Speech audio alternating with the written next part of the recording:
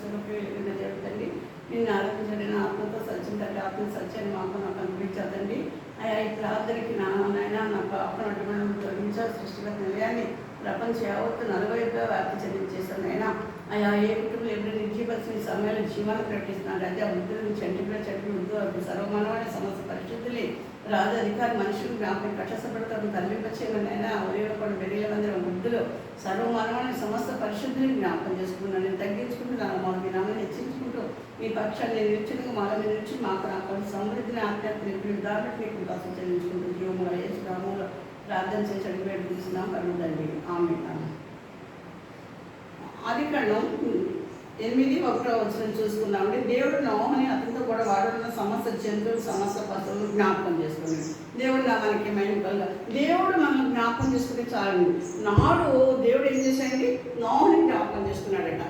నోహని జ్ఞాపకం చేసుకున్నందుకే దేవుడు నోహని అతనితో కూడా వాడుతున్న సమస్త జంతువులు సమస్త పశువులు జ్ఞాపకం చేసుకున్నాడంట.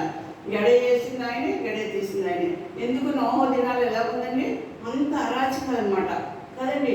ప్రపంచం అంతా పాడైపోయింది. అయినప్పటికీ ప్రపంచం అంతా తీర్చేసి నడులు ఎందుకు చేశాడని పశ్చాత్తపడుతుంది దేవుడు.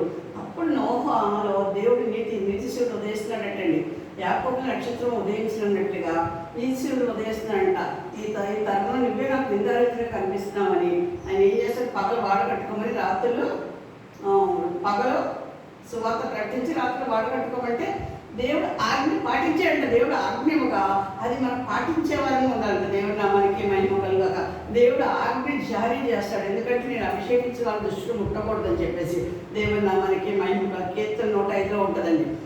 నేను ఆజ్ఞాపించిన ఏంటంటే నేను అభిషేకించిన బిడ్డల దృష్టిలో ముట్టకూడదని ఆజ్ఞ జారీ చేశాడు.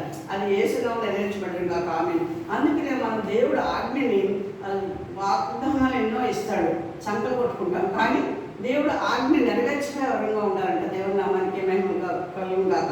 ఎందుకు ఈ ఆజ్ఞ ఎందుకు, దేవుడు వాగ్దానం పైన ఆజ్ఞ ఉంటుంది. ఆజ్ఞ చూసుకోవాలి, ఏమిచ్చాడు దేవుడు మనకి, ఏం ఆజ్ఞాపించాడని దాన్ని నెరవేర్చే వరంగా మనం ఉండాలంట. దేవుడు నామానికి మహిమ కలుగుగాక.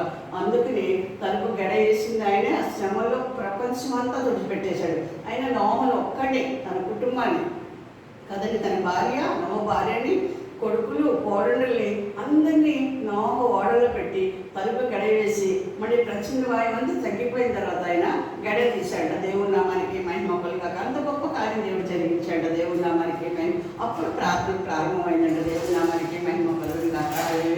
అదే విధంగా ఇక్కడ ఏం జరుగుతుందండి, నోహం ఇది మీక తర్వాత ఉంటుంది 168వ అధ్యాయం అన్నమాట. 168వ పేజీ.